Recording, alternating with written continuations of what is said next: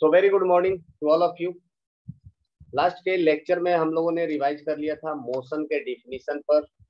उसके बाद type of motion, 1D motion, 2 dimensional motion, 3 dimensional motion. ठीक है। उसके बाद हम लोगों ने डिस्टेंस एंड डिस्प्लेसमेंट के बारे में भी थोड़ा सा हम लोगों ने रिवीजन किया था। बेसिक इंफॉर्मेशन हम लोगों के पास है डिस्टेंस एंड डिस्प्लेसमेंट का भी। आज के क्लास में हम लोग स्टार्ट करेंगे revision from scalar and vector. तो वेक्टर क्वांटिटी और स्केलर क्वांटिटी क्या होता है उसके बारे में हम लोग थोड़ा सा रिवीजन कर लेते हैं। ठीक है।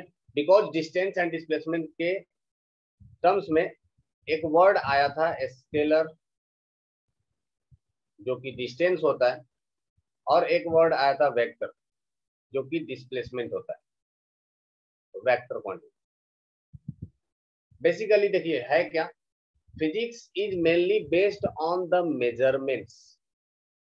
जो फिजिक्स है ये पूरा का पूरा बेस्ड है किसके ऊपर? मेजरमेंट के ऊपर। फिजिक्स का मतलब ही होता है कि चीजों को ऑब्जर्व करें, जो आपके आसपास के नेचर के जो फेनोमेनन्स हैं उसको आप ऑब्जर्व करिए। छोटी छोटी चीजों को अगर आप ऑब्जर्व करेंगे तो आपको पता चलेगा यही फिजिक्स है ना। एक सिंपल सा मैं आपको एक डेमो दिखा के दिखाता हूँ कि फिजिक्स क्या है, छोटी सी चीज क्या है। देखिए नॉर्मल है, ये एक चार्जर और ये है एक पेन, है ना। इस पेन के ऊपर ये चार्जर को मैं लटकाता हूँ, ये चार्जर को मैंने लटका दिया। अगर मैं छोड़ूंगा तो ये चार्जर शिफ्ट कर जाएगा, नीचे की तरफ मूव करेगा, है ना। अगर मैं छोड़ दिया ये मूव कर गया। लेकिन अगर मैं इसी चार्जर को 2-3 बार लपेट देता हूँ, अगर मैं इस चार्जर को 2-3 बार मैं लपेट देता हूँ एंड एज्यूम कर लीजिए खुल नहीं रहा, ये चार्जर नहीं गिरता। ये छोटी सी चीज है। हमारे आसपास आप लोग कितनी बार ये फेनोमेनन को इस्तेमाल करते हो? किसी चीज को अगर थोड़ी देर के लिए रोकना है तो आप उसको रैप अप कर देते हैं किसी चीज के ऊपर। बहुत नॉर्मल सा चीज, बट इसके पीछे बहुत बड़ा फिजिक्स भी है। और वो फिजिक्स क्या है कि इसको रोकने में जो सबसे ज्यादा मदद किया वो था फ्रिक्शन फोर्स। जब हम लोगों ने किसी रॉड के ऊपर किसी चीज को आपने रैप अप कर दिया, उसको जब आपने इसको रैप किया, इसके रैप करने के वजह से इसका जो फ्रिक्शन फोर्स है ये आपका इंक्रीज करेगा। फिर ये थी ऑब्जर्वेशन, है ना। ऐसी घटना को देखा तो हमारे दिमाग में ये चीज आया, ऐसा क्यों हुआ? एक बार लपेट दिए फिर भी वो गिर गया, 2 बार लपेटे फिर भी गिर गया, 3 राउंड 4 राउंड के बाद ये ऑब्जेक्ट फॉल डाउन नहीं हुआ, ये ऑब्जेक्ट नीचे नहीं गिरा। ये था ऑब्जर्वेशन, सिंपल सा ऑब्जर्वेशन, है ना। I was not plan for it, but अचानक से मेरे दिमाग में दिखा तो मैंने आपको दिखा भी दिया कि चलो ठीक है, ये एक ऑब्जर्वेशन। अब इसके ऊपर हम लोग क्या करेंगे? रिसर्च करेंगे। रिसर्च कैसे करेंगे? अलग अलग मास लेंगे, अलग अलग wrapping, number of threads count करेंगे, कितना बार रैप कर रहे हैं तो गिर रहा है, कितना बार रैप कर रहे हैं तो गिर नहीं रहा है ना। And after that we will use mathematical calculation, कुछ मैथमेटिकल फॉर्मूला बनाएंगे और वो फॉर्मूला से हम लोग एक रिलेशन फाइंड आउट करेंगे। इस केस में यहाँ पर जो रिलेशन होता है that is friction force. Friction force is equal to e raise to power mu into theta. ये एक फॉर्मूला है ना। जस्ट एक फॉर्मूला। इसका मतलब क्या होता है? म्यू होता है, अगर आप लोग थोड़ा बहुत फ्रिक्शन के बारे में जानते होंगे पहले से, तो कोफिशिएंट ऑफ फ्रिक्शन को बोलते हैं म्यू। और थीटा वो हो गया जो कि ये इस पर कितना एंगल ये रैप किया है, कितना एंगल ये इस रॉड को रैप कर रहा है। जैसे अगर आप इसको हाफ, आधा रैप करेंगे ऐसा, ये 180 डिग्री कॉन्टेक्ट में। जैसे ही आप इसको फुल रैप करेंगे ये 360 डिग्री हो गया। एक रैप फुल और बढ़ा देंगे, 360 इंटू 2 टाइम्स हो जाएगा। 3 रैप करेंगे 360 इंटू 3 हो जाएगा। तो जैसे जैसे ये एंगल का वैल्यू बढ़ते जाएगा, ये ई का वैल्यू, फ्रिक्शन का वैल्यू एक्सपोनेंशियल ग्रोथ करेगा। एक्सपोनेंशियल ग्रोथ का मतलब पहले 2 था, फिर 2 रैप किया 4 हो गया, फिर किया 8 हो गया, फिर किया 16 हो गया, फिर किया 32 हो गया, फिर 64 हो गया। इसको बोलते हैं एक्सपोनेंशियल ग्रोथ। 2, 4, 6, 8, 10, ये देखिए ये सीरीज में ग्रोथ हो रहा है, ये एक्सपोनेंशियल ग्रोथ हो रहा है। कैसे? 2 रेज टू पावर 2 इसका मतलब क्या हो गया, 2 सॉरी 2 2 2 3 देख रहे हैं कि यहाँ पर पावर इंक्रीज कर रहा है, इसको बोलते हैं एक्सपोनेंशियल ग्रोथ। तो कहने का मतलब ये हो गया कि जैसे ही नंबर ऑफ टर्न्स हमने बढ़ाया, फ्रिक्शन फोर्स बढ़ गया। स्टार्ट कहाँ हुआ था, ऑब्जर्वेशन से, है ना। फिर बीच में क्या आया, एक्सपेरिमेंट। एक्सपेरिमेंट के लिए हमने क्या किया, अलग अलग चीजों को लिया, अलग अलग मास लिए, अलग अलग थ्रेड लिए, अलग अलग टाइप के पेन का मटेरियल लिए होंगे, चीजों को मेजर किया, मास मेजर किया, लेंथ ऑफ थ्रेड मेजर किया, एंगल मेजर किया। तो कुल मिला जुला करके फिजिक्स में हर जगह आपको मेजरमेंट दिखता है, और मेजरमेंट करना है तो आपको उसके लिए अलग अलग डिवाइस, अलग अलग आपको इंस्ट्रूमेंट की भी जरूरत पड़ती है। दिक्कत कहाँ आती है कि जब हम चीजों को मेजर करने जाते हैं तो कुछ फिजिक्स में ऐसे क्वांटिटी हैं जो कि डायरेक्शन के साथ बदल जाते थे, या जिनके लिए डायरेक्शन इंपॉर्टेंट होता था, किसी के लिए डायरेक्शन इंपॉर्टेंट नहीं भी होता था, है ना। तो जिनके लिए डायरेक्शन इंपॉर्टेंट नहीं है, इंपॉर्टेंट कहने का सेंस मेरा ये है कि डायरेक्शन बदलते ही अगर मेजरमेंट बदल जाए, डायरेक्शन बदलते ही अगर आपका मेजरमेंट बदल जा रहा है, इसका मतलब उसके लिए डायरेक्शन जरूरी है, डायरेक्शन उसके लिए इंपॉर्टेंट है, ठीक है। तो इस केस में यहाँ पर अगर हम लोग स्केलर और वेक्टर के केस में हम लोग बात करें, तो स्केलर क्वांटिटी वो होता है जिसके लिए सिर्फ और सिर्फ मैग्नीट्यूड चाहिए, डायरेक्शन नहीं चाहिए, है ना। It doesn't required direction, it doesn't require direction, इनको डायरेक्शन की जरूरत नहीं है, ठीक है। सो मेजरमेंट में दो ही पार्ट होता है, एक्चुअल में तीन पार्ट होता है किसी भी मेजरमेंट में। मेजरमेंट में होता है, एक तो आपका जो फिजिकल क्वांटिटी होगा वो एक नंबर मल्टीप्लाइड बाय उसका unit and along with direction if required. अगर आपका डायरेक्शन है तो डायरेक्शन के साथ इसको डायरेक्शन इफ रिक्वायर्ड, तो डायरेक्शन भी यहाँ पर आपको मेंशन करना पड़ेगा। तो कहने का मतलब ये हो गया कि किसी भी फिजिकल क्वांटिटी को, ये हो गया आपका quantity, Q represents what, quantity, कितना है, कितना संख्या है वो चीज। किसी भी क्वांटिटी को उसका नंबर से हम लोग रिप्रेजेंट करते हैं और साथ में उसके यूनिट से। फॉर एग्जाम्पल अगर मैं लिखता हूँ 5 kg, इसका मतलब हो गया कि 5 का मतलब हो गया, ये हो गया मैग्नीट्यूड, और केजी हो गया आपका यूनिट। किसी भी मेजरमेंट को आपको मिनिमम आपको ये तो लिखना ही पड़ेगा n इंटू यू के form, correct. So scalar sir quantity, sir refractive index. हाँ अभिषेक बताइए। सर बोले रिफ्रैक्टिव इंडेक्स को आप कैसे लिखिएगा, n इंटू यू के फॉर्म में। हाँ पॉइंट है, रिफ्रैक्टिव इंडेक्स एक्चुअल में दो सिमिलर फिजिकल क्वांटिटी का रेशियो होता है, इसलिए उसका कोई यूनिट नहीं होता, ठीक है। जहां पर यूनिट होगा तो वहां पर यूनिट नहीं लिखेंगे, लेकिन आपको नंबर तो लिखना पड़ेगा, मैग्नीट्यूड तो लिखना पड़ेगा ना। रिफ्रैक्टिव इंडेक्स हम लोग लिखते हैं ना, म्यू इज इक्वल टू 1.2 या 2.4, कुछ ना कुछ तो लिखिएगा उसके लिए, मैग्नीट्यूड तो आपको चाहिए ही चाहिए, ठीक है। सो स्केलर क्वांटिटी के लिए डायरेक्शन की जरूरत नहीं है। स्केलर क्वांटिटी को क्या चाहिए, it only requires what, magnitude, it only requires magnitude, इसको सिर्फ और सिर्फ मैग्नीट्यूड से मतलब, कहने का मतलब यह है कि अगर आपका डायरेक्शन बदलता है तो स्केलर क्वांटिटी नहीं बदलता है ना। एग्जाम्पल है मास,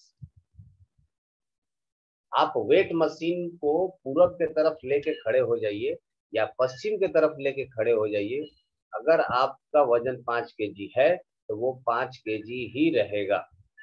इससे कोई फर्क नहीं पड़ता है कि आपका फेस नॉर्थ डायरेक्शन में है कि साउथ डायरेक्शन में है कि वेस्ट डायरेक्शन में है, इट डजंट मैटर, कोई फर्क नहीं पड़ता।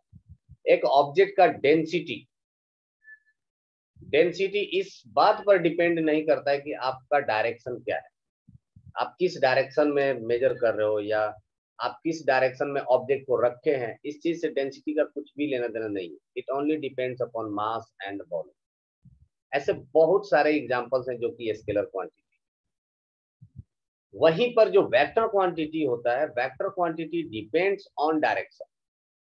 वेक्टर क्वांटिटी को जरूरत पड़ता है डायरेक्शन की, रिक्वायर डायरेक्शन। रिक्वायर्स डायरेक्शन का मतलब क्या हो गया कि जैसे ही आप इसका डायरेक्शन बदलेंगे वेक्टर क्वांटिटी बदल जाएगा। जैसे ही आप डायरेक्शन बदलेंगे वेक्टर क्वांटिटी बदल जाएगा, है ना। अल्सो डायरेक्शन तो चाहिए ही, उसके साथ साथ में क्या चाहिए, मैग्नीट्यूड भी चाहिए। Also required magnitude. इसको मैग्नीट्यूड, मैग्नीट्यूड तो सबको चाहिए। आप कोई भी मेजरमेंट ले लीजिए, मैग्नीट्यूड तो लगेगा ही लगेगा। ठीक है।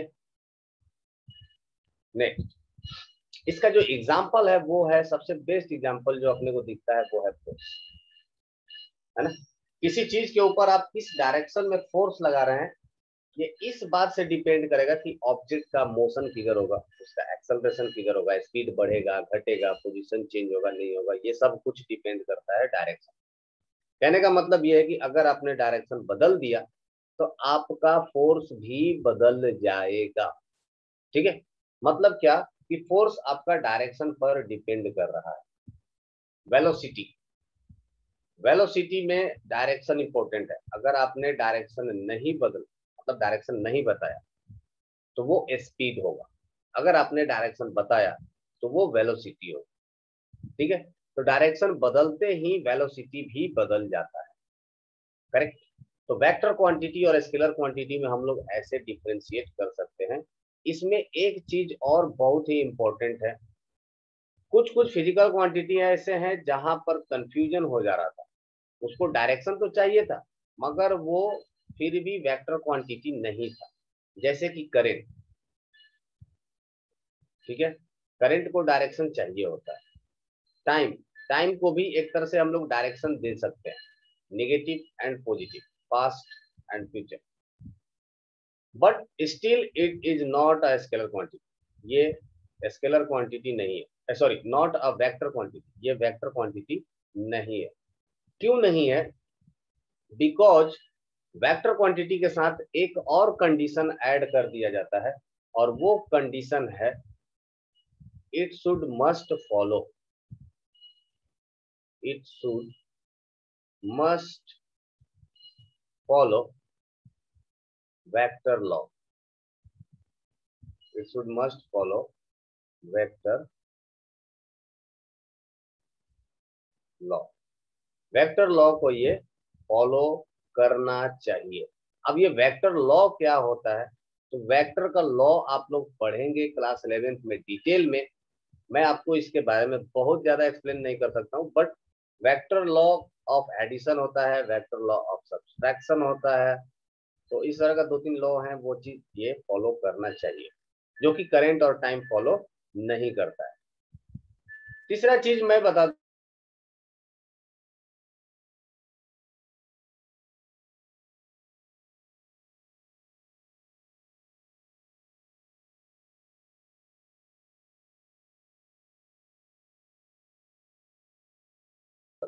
तो ये बहुत सारे लोग में भी नेगेटिव और जीरो तो हो ही सकता है, तो may be negative, zero, positive, है ना।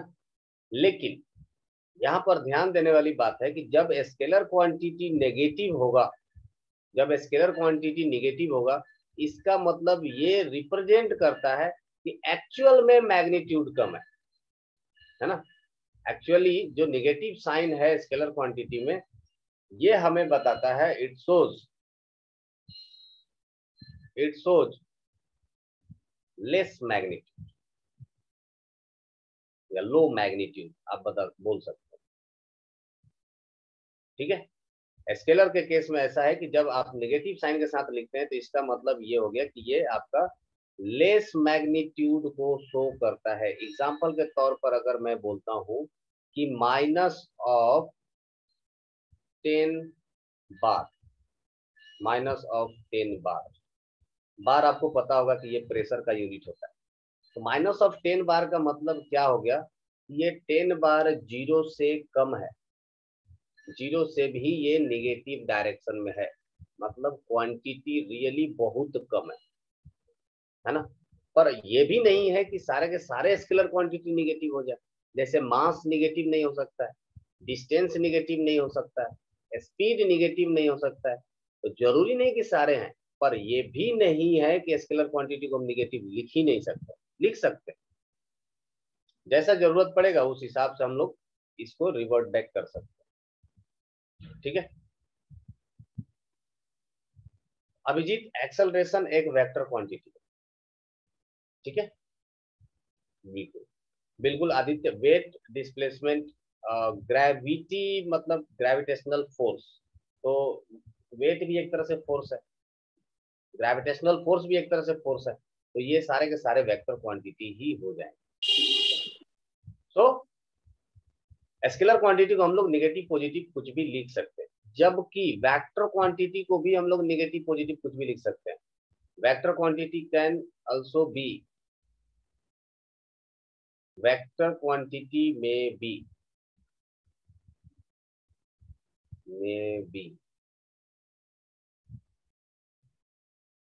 पॉजिटिव, नेगेटिव और जीरो, में भी नेगेटिव, जीरो और पॉजिटिव, ये भी कुछ भी हो सकता है।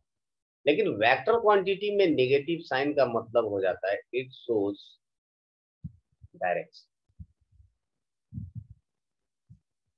ये नेगेटिव साइन यहां पर आपको एक डायरेक्शन शो करता है।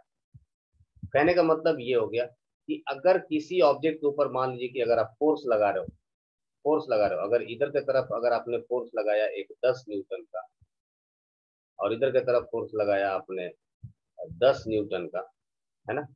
अगर आपने इस डायरेक्शन को पॉजिटिव माना तो ये पॉजिटिव हो, पर इस डायरेक्शन के जो राइट हैंड साइड में डायरेक्शन है, इसके अपोजिट डायरेक्शन में ये है, तो ये क्या हो जाएगा, -10 हो जाएगा, ये हो जाएगा -10।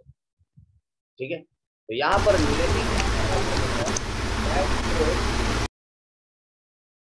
That shows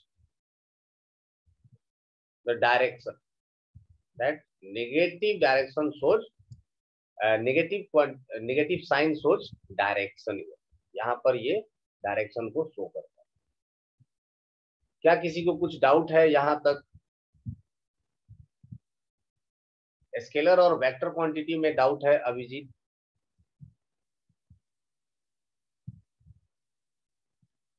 no. किसी को doubt? No, clear. Fundamental quantity इसको कहते हैं अभिजीत जो किसी भी क्वांटिटी के ऊपर डिपेंड नहीं करता है ना। दुनिया में 7 तरह का फंडामेंटल क्वांटिटी होते हैं। पहला होता है लेंथ, दूसरा हो जाता है जिसको हम लोग कहते हैं मास, तीसरा हो जाता है जिसको हम लोग कहते हैं टाइम, चौथा होता है जिसको हम लोग कहते हैं टेम्परेचर, है ना। पांचवा होता है जिसको हम लोग कहते हैं करंट, और छठवा होता है जिसको हम लोग कहते हैं amount of substance, amount of substance. सातवां होता है जिसको हम लोग कहते हैं लूमिनसिटी। यस कृष्णा, लूमिनसिटी, लूमिनसिटी। सबका यूनिट लेंथ का हो जाता है मीटर, मास का हो जाता है केजी, टाइम का एसआई यूनिट, ये सब मैं एसआई यूनिट लिख रहा हूँ सेकंड, टेम्परेचर का हो जाता है केल्विन, करंट का हो जाता है एम्पियर, अमाउंट ऑफ सब्सटेंस का हो जाता है मोल, एंड लुमिनोसिटी का होता है कैंडेला, जिसको शॉर्ट में सीडी भी लिखते हैं। ठीक है yes Gautam, very good. So current, current भी इसमें एक आपका फंडामेंटल क्वांटिटी में आता है है ना। बहुत सारे लोगों को ये कंफ्यूजन भी रहता है कि करंट के जगह पर चार्ज होता तो ज्यादा अच्छा होता, पर ठीक है, लोगों ने करंट को माना है तो हम लोग भी करंट को ही माने, इसमें किसी को डाउट नहीं है। आते हैं अगले पेज पर। तो स्केलर और वेक्टर क्वांटिटी क्लियर है। अगर स्केलर और वेक्टर क्वांटिटी क्लियर है तो नेक्स्ट आ जाता है आपका स्पीड। स्पीड को हम लोग डिफाइन किए थे rate of change of distance. It can be defined as the rate of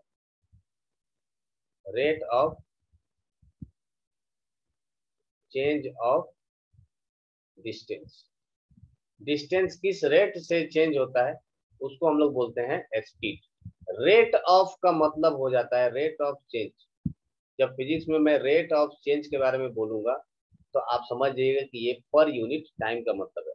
मैं क्या, सब लोग बोलेगा तो इसका मतलब यही हो गया कि पर यूनिट टाइम की बात की जा रही है। तो डिफिनेशन के हिसाब से स्पीड इज इक्वल टू लिखा जा सकता है डिस्टेंस पर यूनिट टाइम, पर मतलब डिवाइडेड बाई टाइम। मतलब एक सेकंड में आप कितना डिस्टेंस ट्रेवल किए, इसी को हम लोग कहेंगे स्पीड। इसका यूनिट एसआई यूनिट जो होता है वो होता है मीटर पर सेकंड। जो हम लोग कॉमन यूज इस्तेमाल करते हैं वो होता है kilometre per hour. Kilometre per hour को हम लोग मीटर पर सेकंड में कन्वर्ट कर सकते हैं। 1 kilometre is equal to 1000 metre and 1 hour is equal to 3600 seconds. So 1000 divided by 3600 will become 5 by 18 meter per second. ठीक है, तो याद रखिएगा ऊपर 1000 था, ऊपर में क्या था 1000 और नीचे क्या था 3600। ओके, सो इसको हम लोग इसको जब कैंसिल आउट करेंगे तो ये आ जाता है 5। तो डिनोमिनेटर में टर्म बड़ा है तो नीचे डिनोमिनेटर में भी टर्म्स बड़ा ही आएगा। अभिजीत, एंगल फंडामेंटल क्वांटिटी नहीं होता है, एंगल सप्लीमेंट्री क्वांटिटी होता है। सप्लीमेंट्री में एंगल, प्लेन एंगल और सॉलिड एंगल, वो दो अलग अलग चीजें। ठीक है, चलिए, ये हो गया स्पीड। स्पीड में फिर हम लोगों ने आगे पढ़ा था एवरेज स्पीड के बारे में। एवरेज स्पीड क्या होता है? So average speed is nothing but the total distance, ratio of total distance covered with total time taken. Total time taken. So average speed का मतलब हो जाता है total distance divided by total time. इसके ऊपर हम लोगों ने बहुत सारा एग्जाम्पल भी किया था, है ना। वो एग्जाम्पल कुछ इस तरह से हुआ करता था कि एक मूविंग ऑब्जेक्ट है, ये हाफ ऑफ डिस्टेंस, कुछ हाफ ऑफ डिस्टेंस 2 सेकंड में ट्रेवल किया, बाकी का हाफ ऑफ डिस्टेंस ये 4 सेकंड में ट्रेवल करता है। तो बताइए कि इसका एवरेज स्पीड कितना होगा। इस तरह का क्वेश्चन हम लोग करते थे, जहां पर हम लोग क्या करते थे कि एज्यूम कर लेते थे कि ये टोटल डिस्टेंस है एक्स, एक्स का हाफ हो जाएगा एक्स बाई 2 और यहाँ पर भी हो जाएगा एक्स बाई 2। और वैसे भी अगर टोटल डिस्टेंस अगर आपको दिया गया, टोटल टाइम दिया गया है 2 + 4, तो हम लोग total distance divided by total time करके फॉर्मूला निकाल लेते थे। x डिवाइडेड बाई यहाँ पर 6 हो जाएगा 6 मीटर पर सेकंड। अगर यहाँ पर टोटल डिस्टेंस का वैल्यू दिया होता तो डायरेक्ट हम एवरेज स्पीड कैलकुलेट कर लेते।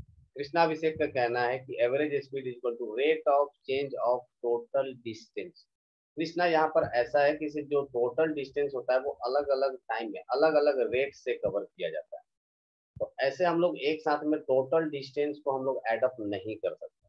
जैसे मान लीजिए कि ए से बी पॉइंट तक, यहाँ तक हम लोग एक अलग स्पीड से जा सकते हैं। हो सकता है यहाँ पर 30 मीटर पर सेकंड के स्पीड से जा रहा है, यहाँ पर 40 मीटर पर सेकंड के स्पीड से जा रहा है। तो जितना भी इसने टोटल डिस्टेंस जो कवर किया ए टू सी, ये अलग अलग रेट से कवर किया है। तो टोटल डिस्टेंस को एक साथ में कंबाइन कर देंगे तो उसको हम लोग कह सकते हैं कि average speed is the rate of change of total distance. कह सकते हैं, बिल्कुल कह सकते हैं कृष्ण। ठीक है, सो इट वेरी गुड, ये भी कह सकते हैं हम लोग जो टोटल डिस्टेंस है उसको ट्रैवल करने में जितना भी टोटल टाइम लगता है उसी को हम लोग बोलते हैं एवरेज स्पीड, या rate of change of total distance is called as average speed. तो ये भी बात सीखे, दोनों बात करेक्ट। एवरेज स्पीड का भी यूनिट सेम होता है, मीटर पर सेकंड। अच्छा, स्पीड जो होता है ये कौन सा क्वांटिटी होता है? ये होता है स्केलर क्वांटिटी, करेक्ट। इसके बाद हम लोगों ने एक टर्म पढ़ा था जिसको हमने बोला था इंस्टेंटेनियस स्पीड। इंस्टेंटेनियस स्पीड का मतलब क्या हो जाता है कि कोई भी पार्टिकल अगर किसी पाथ पर ट्रेवल कर रहा है ना, एक पार्टिकुलर इंस्टेंट पर, किसी इंस्टेंट पर जो उसका स्पीड होगा उसी को हम लोग बोलेंगे इंस्टेंटेनियस स्पीड। ठीक है, speed at particular instant, speed at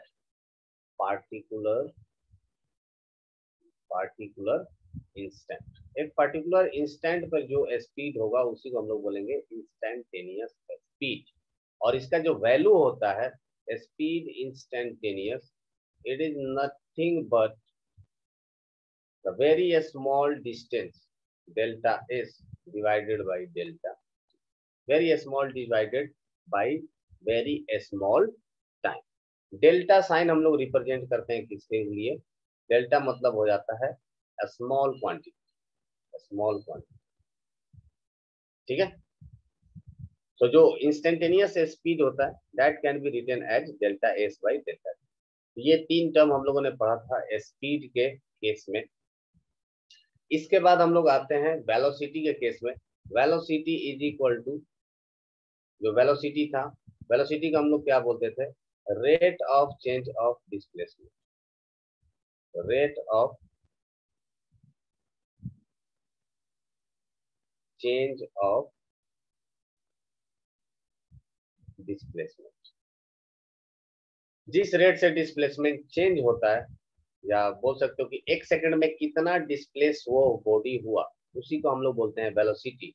velocity को हम लोग नॉर्मली डिनोट करेंगे कैपिटल वी से, वी से। और v इज इक्वल टू हम लोग लिख सकते हैं displacement divided by time, displacement divided by time. Displacement को भी हम लोग रिप्रेजेंट कर लेते हैं स्मॉल एस से, स्मॉल एस का ये कैपिटल एस का ये एस बाई टी। तो displacement can be represented by S, time can be represented by T, speed हो जाएगा मीटर पर सेकेंड एज यूजुअल, जैसा कि स्पीड के केस में होता था वैसे। ठीक है, और जो वेलोसिटी है it is a vector quantity, जो वेलोसिटी है it is a vector quantity, मतलब यहाँ पर डायरेक्शन की भी जरूरत पड़ेगी, वेक्टर क्वांटिटी, है ना। तो मैंने बताया कि वेक्टर क्वांटिटी वो होता है जो इसका जैसे ही डायरेक्शन बदलेगा वो बदल जाएगा, वेक्टर क्वांटिटी बदल जाएगा। तो कहने का मतलब ये है कि अगर आपका डायरेक्शन बदलता है तो वेलोसिटी भी बदल जाएगा, है ना। एग्जाम्पल के तौर पे अगर मैं कहूँ कि एक आदमी इधर के तरफ जा रहा था 5 मीटर पर सेकेंड से, 5 मीटर पर सेकेंड से, और दूसरा आदमी इधर जा रहा है 5 मीटर पर सेकेंड से। ठीक है, ये दो आदमी है, दो का मोशन अलग अलग डायरेक्शन। अगर मैं पूछूं कि क्या दोनों का स्पीड सेम है, क्या दोनों ऑब्जेक्ट का, दोनों कार का स्पीड सेम है, तो आपका आंसर होगा यस। लेकिन अगर मैं पूछूं कि क्या दोनों का वेलोसिटी सेम है, तो आपका आंसर होना चाहिए नो। क्यों? भले ही इनका मैग्नीट्यूड सेम हो, भले ही इनका मैग्नीट्यूड सेम हो, लेकिन एक अगर पूरब दिशा में जा रहा है तो दूसरा उत्तर दिशा में जा रहा है, तो दोनों का डायरेक्शन अलग अलग है ना। One particle has direction towards east while another one has direction towards north। देखा, मुझे इंग्लिश भी आता है। चलिए आगे बढ़ते हैं, नेक्स्ट पॉइंट पर आते हैं। वेलोसिटी के बाद जो हम लोग नेक्स्ट पॉइंट पढ़े थे वो था average velocity, average average velocity. ठीक है, और एवरेज वेलोसिटी क्या होता है? सिमिलरली जैसे कि आपने पहले बताया था कृष्णा, कि average speed is equal to rate of change of total distance, तो हम लोग इसको भी बोल सकते हैं कि rate of change of total displacement, या कह सकते हो कि ratio of total displacement divided by total time, total displacement divided by total time. ठीक है, इसको हम लोग बोलते थे एवरेज वेलोसिटी, करेक्ट। इसमें भी हम लोगों ने बहुत सारा एग्जांपल किया था, जैसे कुछ अगर ऑब्जेक्ट है, अगर ये v1 स्पीड से t1 टाइम के लिए चलता है, v1 स्पीड है, टाइम t1 लेता है, ये ट्रैवल किया a से b point let suppose, and फिर अगेन वो v2 स्पीड से t2 टाइम के लिए चलता है, तो पूछा जाता है कि एवरेज वेलोसिटी बताइए।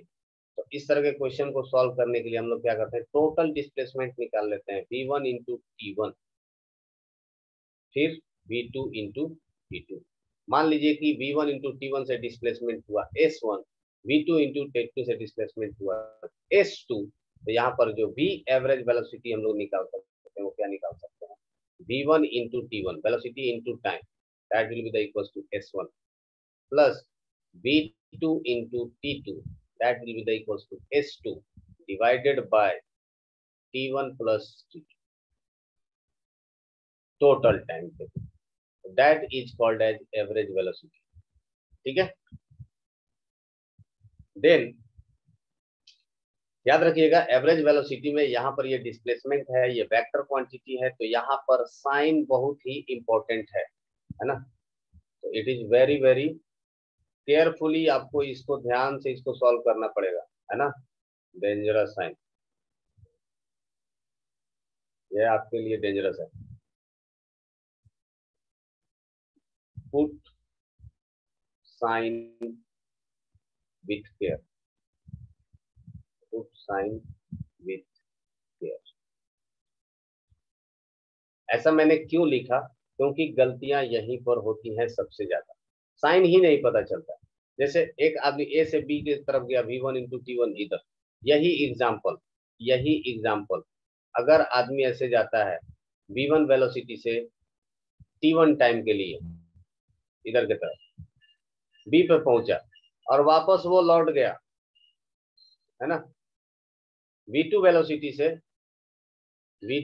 से t2 टाइम के लिए, तो इस केस में जब आप एवरेज वेलोसिटी निकालेंगे तो v average is equal to हो जाएगा, मान लीजिए कि ये डायरेक्शन, राइट डायरेक्शन को हमने माना है पॉजिटिव, अगर ये पॉजिटिव है तो ये डायरेक्शन क्या हो जाएगा, नेगेटिव। तो v average is equal to हो जाएगा v1 into t1 minus v2 into t2 divided by t1 plus t2। देखिए क्वेश्चन दोनों ऑलमोस्ट सेम है, दोनों में सिर्फ डिफरेंस कहाँ आया, वो था डायरेक्शन का। डेटा सब कुछ सेम है, जो v1 पहले वाले क्वेश्चन में लिया था वही v1 बाद में भी लिया, जो v2 पहले था वही v2 बाद में भी लिया, पर दोनों केस में, दोनों एग्जाम्पल में जो आपका डायरेक्शन है ये उल्टा हो गया। तो डायरेक्शन बदलते ही आपका फॉर्मूला भी बदल गया। देखिए यहाँ पर पॉजिटिव था, यहाँ पर आपका नेगेटिव हो गया। इसलिए मैं बोला कि जो साइन है ये आप थोड़ा ध्यान से इसको इस्तेमाल करिएगा, नहीं तो क्वेश्चन का आंसर गलत हो सकता है। चलिए, ये था आपका एवरेज वेलोसिटी। एवरेज वेलोसिटी के बाद एज यूजुअल जैसा कि हम लोग स्पीड के केस में पढ़े थे वैसे ही यहाँ पर भी हम लोग पढ़ लेंगे इंस्टैंटेनियस वेलोसिटी। तो जिस तरह से स्पीड होता था वैसे ही यहाँ पर भी वेलोसिटी होगा, और ये क्या होगा, that will be the velocity at particular instant, velocity at particular instant, at particular instant. अगर कहा जाए तो जो स्पीड होता है और जो वेलोसिटी होता है ये ऑलमोस्ट सेम होते हैं। जो स्पीड होता है और जो वेलोसिटी होता है, मतलब instantaneous velocity and instantaneous speed, आप कह सकते हो कि बोथ आर इक्विवेलेंट, दोनों में कोई बहुत ज्यादा डिफरेंस नहीं। जो डायरेक्शन स्पीड का होगा वही डायरेक्शन वेलोसिटी का भी होगा, इसलिए इंस्टेंटेनियस स्पीड और इंस्टेंटेनियस वेलोसिटी दोनों बराबर होते हैं। इस पर्टिकुलर पॉइंट पर अगर मुझे स्पीड फाइंड आउट करना होगा तो इस स्पीड का डायरेक्शन, अगर आप बॉडी का मोशन इधर हो रहा है तो इस स्पीड का डायरेक्शन हम लोग कैसे फाइंड आउट करेंगे, ये हमें कौन बताएगा? ये हमारा ऐसा कुछ पाथ है। और you can raise your hand, आप लोग अनम्यूट खुद से नहीं कर सकते हो, मैंने ब्लॉक किया। और yes Hemant, go ahead. Hemant unmute करके मुझे बताइए, how to find the direction on a curve path.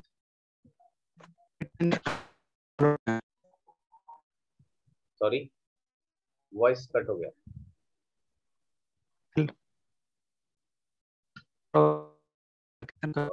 Voice clear नहीं आ रहा है। You can mention in your chat box, कोई दिक्कत नहीं है। Yes Aditya, very good. हाँ अभिषेक, आप भी बता सकते हो। हेमंत आपका आवाज कट हो रहा है, मैं म्यूट कर दे रहा हूँ। यस अभिषेक बताइए। अभिषेक आनंद, शायद सही ही सर कह रहे हैं। डिफरेंशिएशन निकाल सकते हैं। डिफरेंशिएशन से, हाँ ठीक है, वो भी एक मेथड है।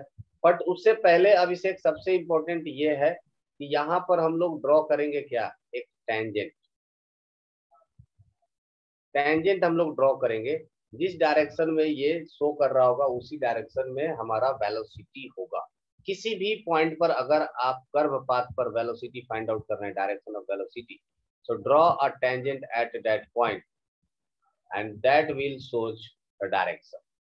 बिल्कुल हेमंत, मुझे लगा कि आप वही बता रहे होंगे कि टेंजेंट ड्रॉ करना है, बट एक्चुअल में आपका वॉइस लैग कर रहा था, इसलिए मुझे समझ में नहीं आया कि क्या बोल रहे हैं आप। बट या डेफिनेटली आप लोगों को याद होगा कि टेंजेंट क्या होता है। टेंजेंट हम लोग बोलते हैं कि किसी भी कर्व को जो कट करता है, किसी भी कर्व को कट करता है वो टेंजेंट नहीं। ये क्या बोल रहे हैं, बिल्कुल सही बोल रहे हैं, जो कर्व को कट करता है वो टेंजेंट नहीं है। जो कर्व किसी भी कर्व पॉइंट को टच करके निकलता है, सिर्फ छू करके निकलता है, उसको हम लोग टेंजेंट कहते हैं। ठीक है, तो हमें कुछ टेंजेंट ड्रॉ करके इसका डायरेक्शन फाइंड आउट करना पड़ता है। फिर हाँ अभिषेक बताइए। बिल्कुल अभिषेक बोल सकते हैं आप। अभिषेक कोई डाउट है क्या? अनम्यूट करके बोलना है तो बोल सकते हैं, मैं आपको परमिशन दिया हूँ। हाँ बोलिए। इसे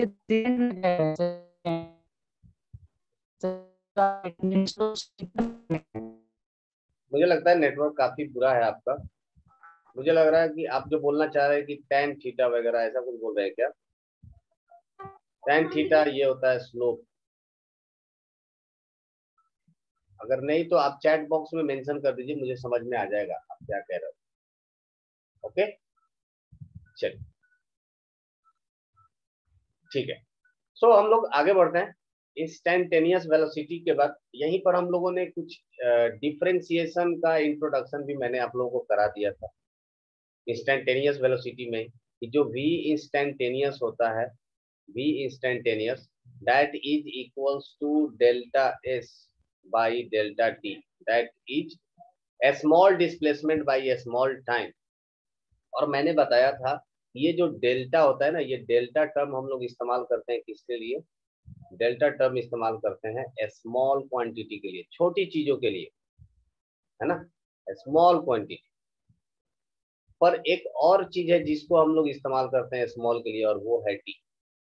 डी इस्तेमाल करते हैं very very small quantity, very very small quantity. Very very small का मतलब क्या? देखिए स्मॉल का कोई लिमिट नहीं, 10⁻⁻34 तक हम लोग अभी तक कैलकुलेशन में इस्तेमाल करते हैं। कुछ क्वांटिटी फिजिकल क्वांटिटी, कुछ कांस्टेंट ऐसे हैं जो कि 10⁻34 के रेंज में है। तो आप जितना सोच सकते हो उतना छोटा, चाहे तो आप समझ लीजिए कि एक एटम का डायमीटर के बारे में ही मैं बात कर रहा हूँ, इतना छोटा। सो डी हम लोग इस्तेमाल करते हैं very very small, very very small. तो यही वाला जो फॉर्मूला है ये हो जाता था D S divided by D T. D S का मतलब क्या हो गया, वेरी स्मॉल डिस्प्लेसमेंट, इतना स्मॉल डिस्प्लेसमेंट जितना कि एक एटम का डायमीटर होता है। मान लीजिए उससे भी छोटा अगर आप सोच सकते हो तो सोचिए, तो उतना small displacement in very small interval of time, that will be the called as instantaneous velocity, भी instantaneous।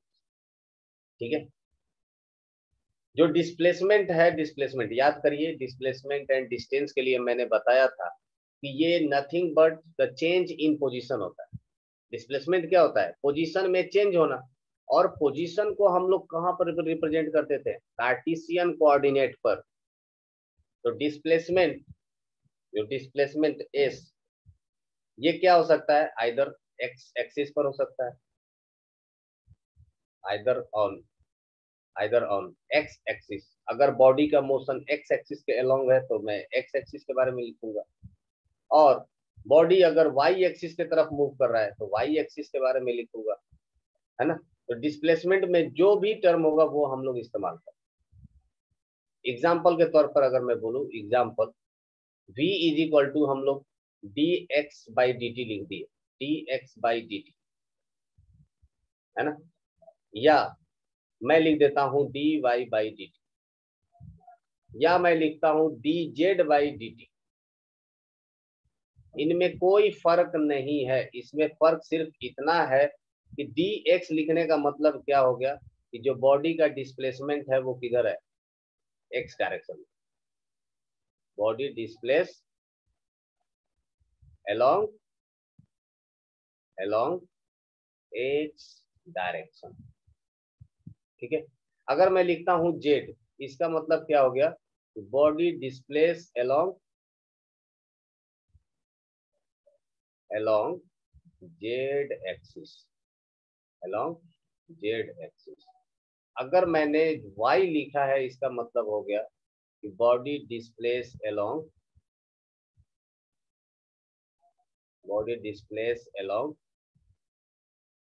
y axis. ठीक है, इसका मतलब ये हो गया कि बॉडी y एक्सिस के अलोंग डिस्प्लेस हो रहा है। x axis, y axis and z axis ये हमने फिगर में आपको बता दिया, करेक्ट। सो डिस्प्लेसमेंट अगर मैं ds बाई dt लिखता हूं, इसका मतलब डिस्प्लेसमेंट किसी डायरेक्शन में हो सकता है, x डायरेक्शन में हो सकता है, y डायरेक्शन में हो सकता है, z डायरेक्शन में हो सकता है, या दोनों में हो सकता है, तो दोनों भी होता है। पर वो सब आपको बीएससी में पढ़ने को मिलेगा, जब बॉडी का डिस्प्लेसमेंट टू कोऑर्डिनेट्स में होगा, that will be the 2D motion. Two coordinate वाला डिफरेंशिएशन आपको मिलेगा बीएससी वगैरह, करेक्ट। ये आपको कहाँ मिलेगा पढ़ने के लिए, ये क्लास 11th से स्टार्ट हो जाएगा।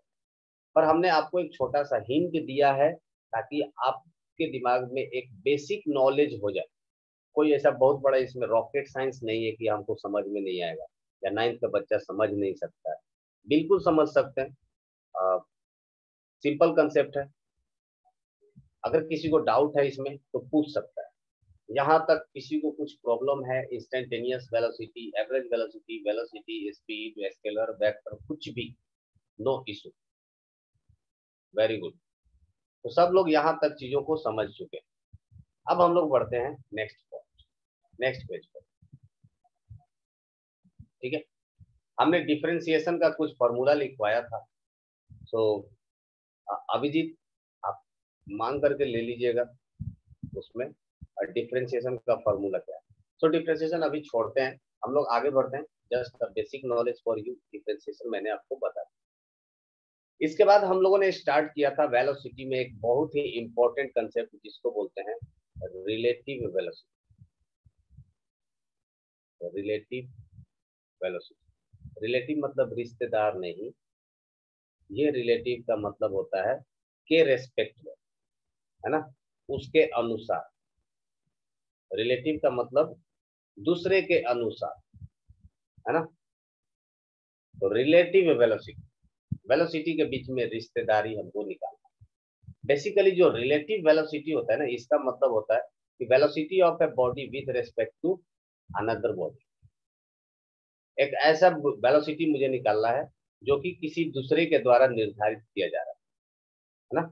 Velocity of a body with respect to velocity of a body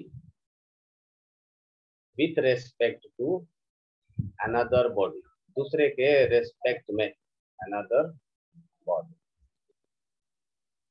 ठीक है, दूसरे के रिस्पेक्ट में हमें इसका वेलोसिटी फाइंड आउट करना है। एग्जांपल के तौर पे मान लीजिए कि आप एक गाड़ी में जा रहे हो इधर से उधर, और आपका गाड़ी का नाम है ए, है ना, और गाड़ी जिस स्पीड से चल रही है वो स्पीड है va। वहीं पर एक दूसरा गाड़ी है जो आपके आगे आगे चल रही है विथ वेलोसिटी vb, और इस कार का नाम है b। अब आप अपने दिन में याद करिए कि जब आप ट्रैवल करते हो, गाड़ी के पीछे अगर आप बैठे हुए हो और आप पीछे के गाड़ियों को अगर आप ऑब्जर्व कर रहे हो, या आप ऐसे भी समझ सकते हो कि आप गाड़ी के अंदर बैठे हुए हो और आप अपने आगे वाले गाड़ी को ऑब्जर्व कर रहे हो। अगर ये गाड़ी का स्पीड ज्यादा है, सामने वाले गाड़ी का स्पीड ज्यादा है, तो वो आपसे दूर होते जाएगा, है ना। और अगर आप बी गाड़ी में बैठे हुए पीछे वाली गाड़ी को देख रहे हो, अगर इसका स्पीड ज्यादा है तो ये आपके नजदीक आते हुए नजर आएगा, करेक्ट, ये होता है। अब दूसरा केस, मान लीजिए कि इसका स्पीड ज्यादा है, इसका स्पीड कम है, और आपको करना है ओवरटेक।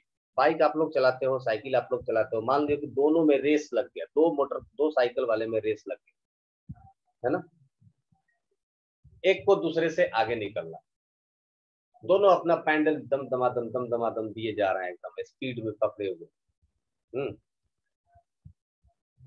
सोचिए कि जब दोनों का स्पीड अपने मैक्सिमम लेवल पर होगा, है ना, तो आपको इसको मतलब सामने वाले को, दूसरे को ओवरटेक करने में आपको टाइम लगता है ना। It will take some time to cross that body, उसको ओवरटेक करने में आपको टाइम लगता है ना।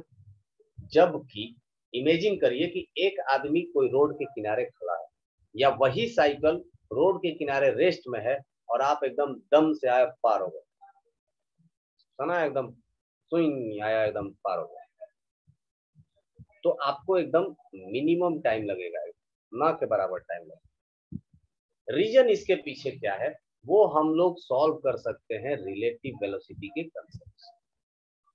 रिलेटिव वेलोसिटी के कंसेप्ट क्या कहता है कि अगर if we have to find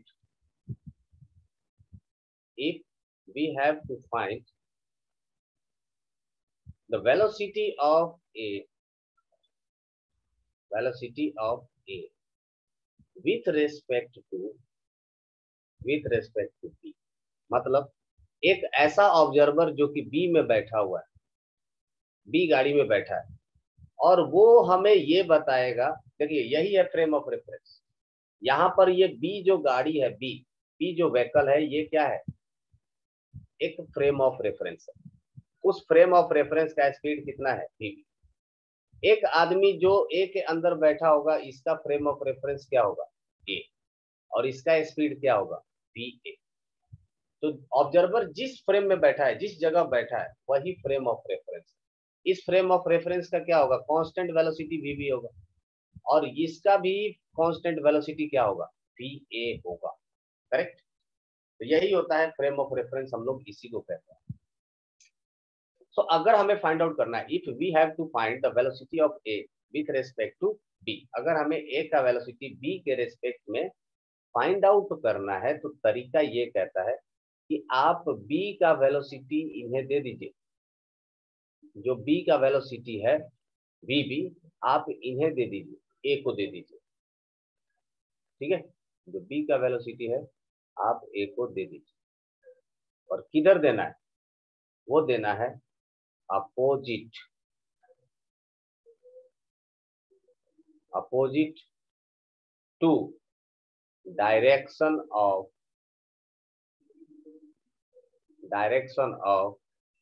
velocity of b, direction of velocity of b, b का जो वेलोसिटी है इसके अपोजिट डायरेक्शन में दे दीजिए। अगर vb का डायरेक्शन इधर है तो vb आपका इधर दे दीजिए, ऐसा।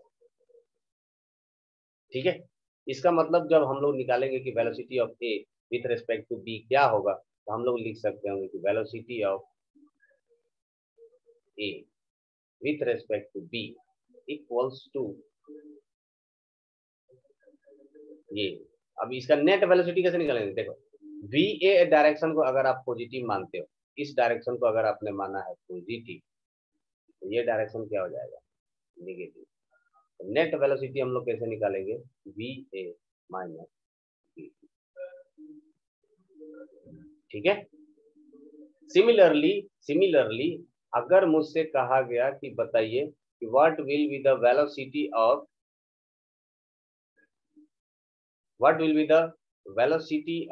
b with respect to a, velocity of b with respect to a, अगर ये अपने को फाइंड आउट करना होगा तो क्या करेंगे, a का वेलोसिटी हम लोग दे देंगे किधर, b को, किस डायरेक्शन में, अपोजिट डायरेक्शन में। Opposite of what, opposite of va, जिस डायरेक्शन में va है उसके अपोजिट डायरेक्शन में। va किधर जा रहा है, इस इधर सीधे, va किधर जा रहा है, इधर, तो इसके अपोजिट डायरेक्शन में इधर दे दीजिए। ठीक है, अगर आपने ये डायरेक्शन को पॉजिटिव माना है, ये डायरेक्शन ऑटोमेटिक हो जाएगा नेगेटिव। सो वेलोसिटी ऑफ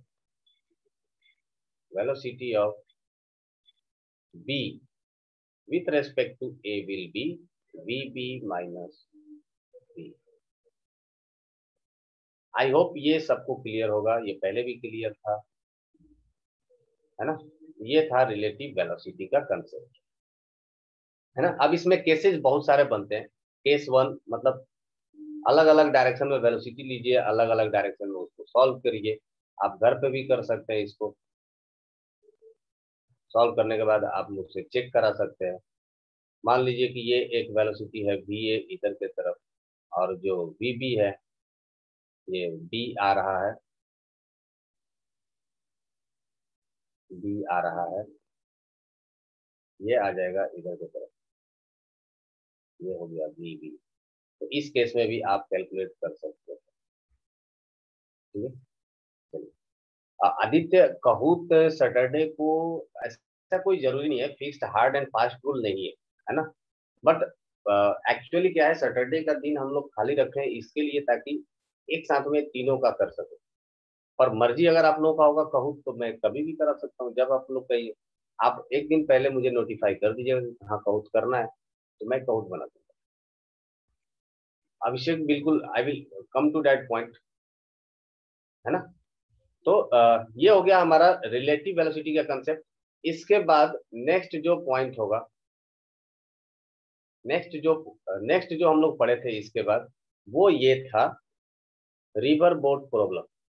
वहां पर भी रिलेटिव वेलोसिटी का ही कंसेप्ट है, बस वहां पर एक चीज एडिशनल, एडिशनल तो कुछ हम लोगों ने पढ़ा नहीं है, ये चीज आप लोग मैथ्स में करते होगे, बस उसी को मैं एक्सप्लेन किया था कि अगर अगर मान लीजिए कि ये कुछ ऐसा रिवर है जहाँ पर पानी फ्लो कर रहा है, इस डायरेक्शन में यहाँ पर पानी फ्लो कर रहा है, और इसके ऊपर एक बोट है, बोट फ्लो कर रहा है, बोट भी बह रहा है इसके साथ। सो बोट का स्पीड कुछ इस तरह से दिया गया है वी बी, और रिवर का जो स्पीड है ये कुछ मान लेते हैं वी आर। तो यहाँ पर दो केस बनता है, केस वन पहला बनता है अप स्ट्रीम। स्ट्रीम का मतलब होता है धारा। तो अप स्ट्रीम का मतलब क्या हो गया, धारा के विपरीत, है ना, अपोजिट टू स्ट्रीम। इस चीज को आप याद रख सकते हो ऐसे भी आप जब आप ढलान पर ऊपर चढ़ते हो आप ग्रेविटी के अगेंस्ट जाते हो, दैट इज अप स्ट्रीम। जब आप नीचे आते हो तो ग्रेविटी के साथ आते हो, that is down stream. Up stream का मतलब हो जाता है क्या, along the direction of stream.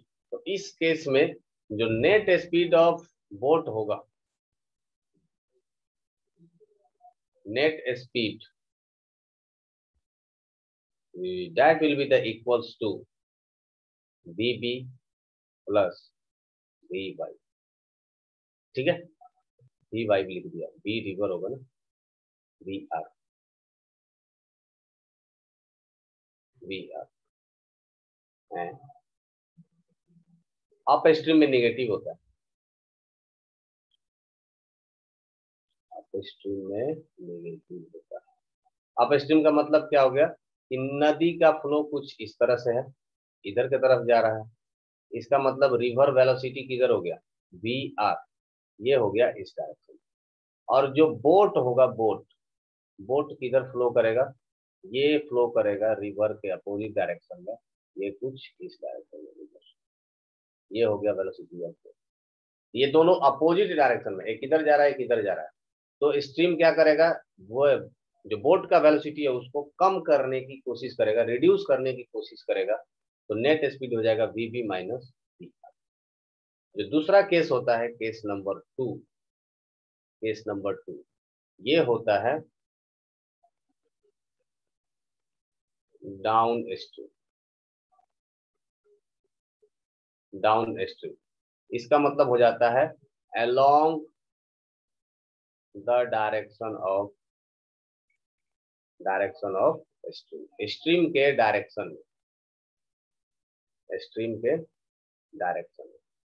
ठीक है, तो इस केस में क्या हो जाता है, जो आपका नदी है, नदी का फ्लो कुछ आपका ये इस डायरेक्शन में है, रिवर फ्लो कर रहा है विथ वेलोसिटी VR, और जो बोट है, बोट भी आपका फ्लो कर रहा है सेम डायरेक्शन में, बोट भी फ्लो कर रहा है इधर की तरफ सेम डायरेक्शन में। तो इस केस में डाउन द स्ट्रीम जो नेट स्पीड होगा या नेट वेलोसिटी होगा, नेट वेलोसिटी ये हो जाएगा velocity of boat plus velocity of river. अब यहाँ पर जो वेलोसिटी ऑफ बोट है और वेलोसिटी ऑफ रिवर है, ये दोनों विथ रेस्पेक्ट टू ग्राउंड है, या कह सकते हो कि जो वेलोसिटी ऑफ बोट है ये एग्जाम्पल में जो लीक करके देता है वो कभी ऐसे आपको दे देगा, है ना। तो ये आपके क्वेश्चन सॉल्व करने के लिए ये पॉइंट है, ये कंसेप्ट में नहीं आएगा, ये कुछ क्वेश्चन सॉल्व करने के लिए point. Velocity of boat in still water, oblique in pond oblique with respect to ground।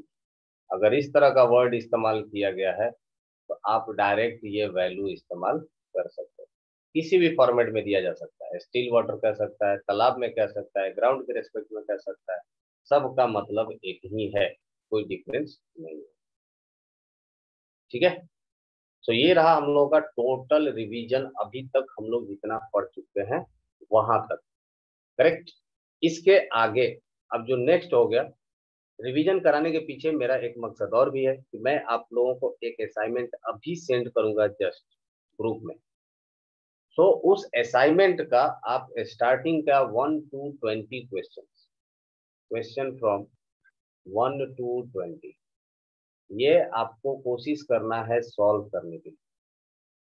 In between अगर एक्सेलरेशन वाला प्रॉब्लम आता है यू मे लीव, कोई कंपलसरी नहीं है, बट अगर आप कर सकते हो तो that will be the good for you, ये आपके लिए। ठीक है, तो पहला हम लोग दिन में 7 कम से कम 20 क्वेश्चन सॉल्व करेंगे, 1 to 20 क्वेश्चन, जो मैं अभी आपके असाइनमेंट ग्रुप पर सेंड करने वाला हूँ। ठीक है, so that's all for today, thank you everyone. Thank you very much. किसी को कुछ डाउट है तो पूछ सकता है।